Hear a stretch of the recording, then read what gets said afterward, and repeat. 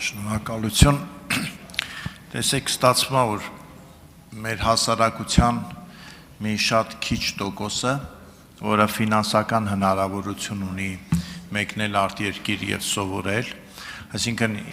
այստեղ իրենք արդեն տարբերվում են իրենց այն հասակակիցներից, որոնք գուցե եւ ավելի ընդունակ են, ավելի խելացի, բայց ծնողները գումար չունեն, մենք ուղարկում ենք, այսինքն իրենք իրենց միջոցներով գնում են արտերկրում սովորելու, մենք թույլ ենք տալի, որ գնան սովորելու, որովհետև նրանց հայրերը կամ քեռիները գումար ունեն, իսկ այն հայրերը եւ քեռիները, որոնք գումար չունեն, իրենց երեխաները գնում են մեկնում են զինվորական ծառայության, ուղիղ դպրոցական նստարանից դեպի բանակ եւ նույնիսկ չեն հասնում մեծ մասը կես տարի սովորել, հետո մենք ասում ենք դե գիտեք ձեզ մի հատ էլ նվեր ենք տալի, դուք կգաք 3 տարի կաշխատեք բավական լավ տեղերում, որտեղ մնացած երեխեքը չեն կարող։ Հիմա հարց, մենք ինչի ենք իրենց սենց ուզում օգնածելնենք, որն է պատճառը։ Պարոն Նազարյան, թույլ տվեք ձեր հետ չհամաձայնել, որ արտերկրում ուսումնառությունը ստացող մեր բոլոր քաղաքացիները սոցիալական որոշ կատեգորիայի են միայն պատկանում, այդպես չի։ Կարող է այդպիսի տպավորություն լինել, սակայն ես առնվազն այն ուրեմն տեղեկատվությամբ, որ տիրապետում եմ, կարող եմ վստահեցնել, որ շատ տարբեր ընտանիքներից են երեխաները մեկնում ուսումնառություն ստանալու եւ պետք է հիշեցնեմ, որ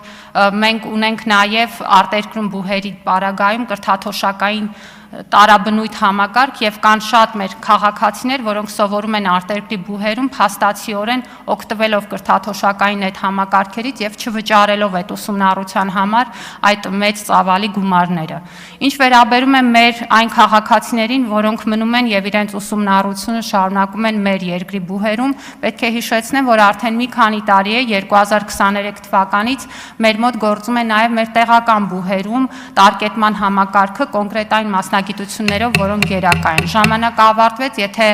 դուք արձագանքեք, ես կշարունակեմ։ Արձագանքում եմ եւ ասում եմ, որ այո, ես էլ եմ տեղյակ, որ մի քանի դեպքեր կան, որ երեխաները կարողանում են ինչ-որ հիմնադրամներից գումար գտնել եւ սովորել, բայց դա ընդհանուր պատկերը չի փոխում։ Ես ուրիշ բան եմ ասում։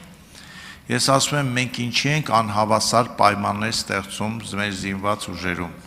Մի մասին թույլ ենք տալիս, որ գնան սովորեն, չգիտես ինչու, ինչ սկզբունքով ընտրված այդ 50 բուհերում, որտեղ այդ 50 բուհերը, եկեք այդ 50 բուհերում ընդգրկենք նաև Հայաստանի Հանրապետության բուհերը եւ բոլորին դնենք հավասար պայմանների մեջ։ Իմ ասածը անհավասար պայմաններն է, թե ոնց են այդ գումարը ճարում, ոնց չեն ճարում, դա արդեն երրորդական հարցն է։ Մենք ինչու ենք տարբերակում դնում։ Պողոսը, երբ որ գնում է բանակ, սովորում է, ընդունվում է, չգիտեմ, ֆրանսիական համալսարան կամ ամերիկյան համալսարան, չգիտեմ, հայկական համալսարաններ, իրեն տանում ենք, չէ՞ բանակ։ Ոնց չենք տանում ենք։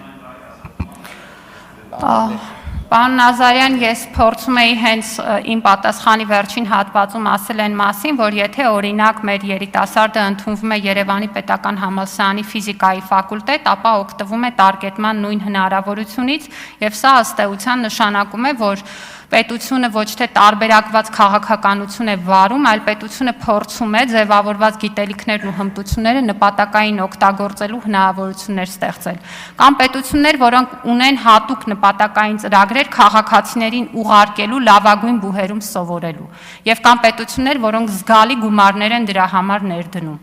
Եվ այստեղ շատ տրամաբանական շղթա է գործում։ Այդ բուհերը հայտնվել են Շանհայի վարկանիշավորման համակարգում